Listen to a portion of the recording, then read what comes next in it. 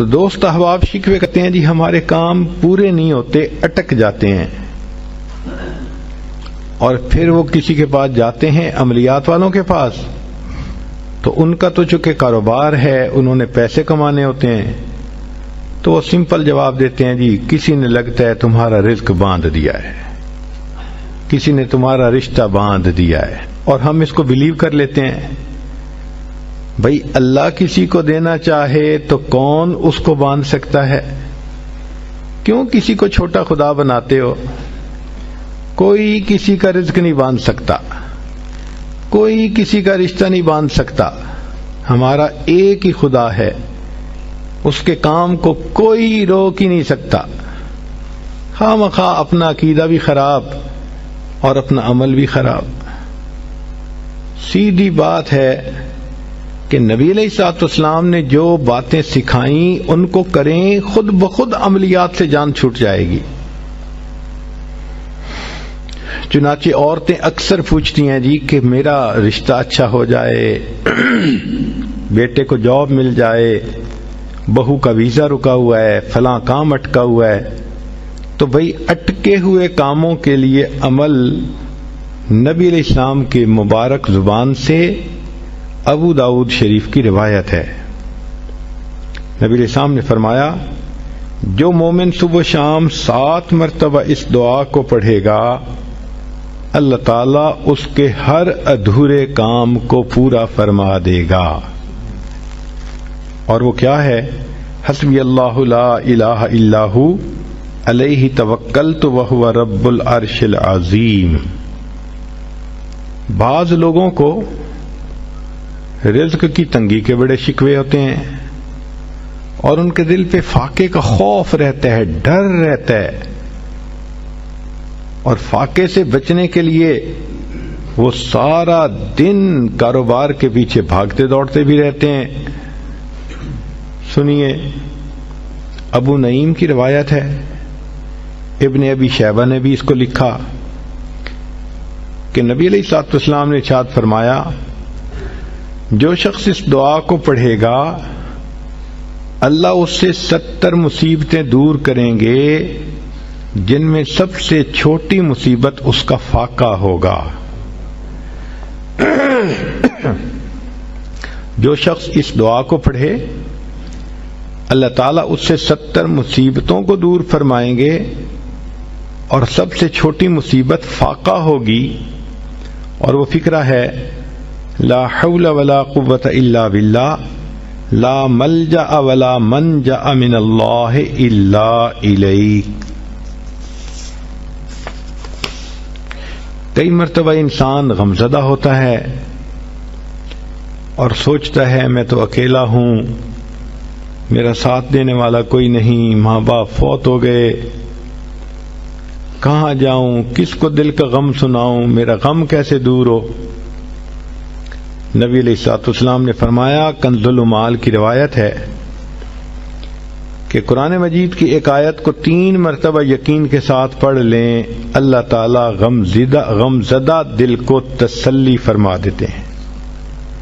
لا الہ الا انت سبحانک انی کنت من الظالمین۔ کتنی مختصر سی آیت ہے اور اکثر بچیوں کو یاد بھی ہوتی ہے۔ اس آیت کو 3 مرتبہ پڑھنے پر اللہ تعالیٰ انسان کی سیڈنس ختم کر دیتے ہیں، غم ختم کر دیتے ہیں، دل کو خوشی عطا فرما دیتے ہیں۔ کئی لوگوں کو دیکھا کہ بیمار ہوتے ہیں، کبھی ہسپتال کا چکر، کبھی ڈاکٹر کے پیچھے، تو نبی علیہ الصلوۃ والسلام نے ایک حدیث پاک میں فرمایا، اس حدیث کو مسند احمد نے روایت کیا اور طبرانی نے روایت کیا کہ جو شخص فجر کے بعد 3 مرتبہ یہ دعا پڑھ لے اللہ 4 مرضوں سے اس کو نجات عطا فرما دیتے ہیں۔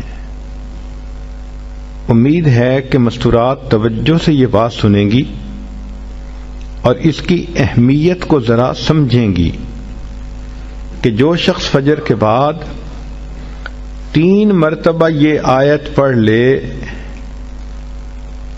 تو اللہ تعالیٰ اس کو 4 بڑے بڑے مرضوں سے بچائیں گے۔ نمبر 1، پاگل پن. اگر کوئی آدمی مینٹلی ان بیلنسڈ ہو، ریٹارڈڈ ہو،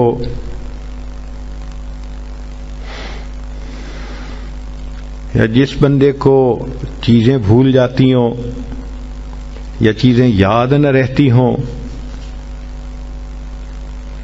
ذہن سے متعلقہ جو بیماریاں ہیں وہ اسی پاگل پن کے زمرے میں آئیں گی. یا کسی کو مرگی کی بیماری ہوتی ہے، وہ بھی اسی زمرے میں آئے گی. تو پہلی بیماری جو اللہ تعالیٰ دور کرتے ہیں وہ ہے پاگل پن، اور دوسری بیماری کوڑ پن. کوڑ پن کہتے ہیں چہرہ بدصورت ہو جانا. یہ بھی ہو سکتا ہے کہ برس کی بیماری ہو جائے، جیسے بعض عورتوں کو جلد بالکل سفید ہو جاتی ہے اور عجیب بدنما چہرہ ہو جاتا ہے، یا کئی مرتبہ جسم پہ تل اتنے نکل آتے ہیں، دانے اتنے نکل آتے ہیں کہ چہرہ بدنما ہو جاتا ہے، یا چہرے پر داغ پڑ جاتے ہیں کالے رنگ کے. تو چہرے پہ داغ پڑیں، چہرے پہ دانے بنیں، یا چہرے پہ برس کے نشان پڑیں، کوئی بھی چیز ہوگی وہ اسی کوڑ پن کے زمرے میں شامل ہوگی جس سے کہ چہرہ انسان کا بدصورت ہوتا ہو. یہ بیماری بھی اللہ دور فرما دیں گے. اب جن بیچاریوں کو بیوٹی پارلر پہ جانے کا شوق رہتا ہے اور اپنے فیس پہ پتہ نہیں کیا کیا پروسیس وہ کرواتی ہیں، تو ان کو تو چاہیے کہ وہ اس آیت کو یا اس فکرے کو بار بار پڑھیں تاکہ اللہ تعالیٰ ان کے چہروں کی خوبصورتی دیر تک سلامت رکھیں. اور تیسری چیز ہے اندھا پن.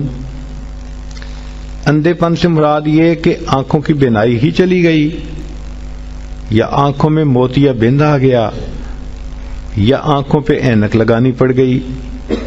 یہ سب ایک ہی بیماری کی تفصیلات ہیں. تو جن کی نظر کمزور وہ بھی پڑھ سکتی ہیں، یا جن کو لینز لگانے پڑتے ہیں، کنٹیکٹ لینز سے ہی یا کوئی اور، اس مصیبت سے بھی جان چھوٹ گئی.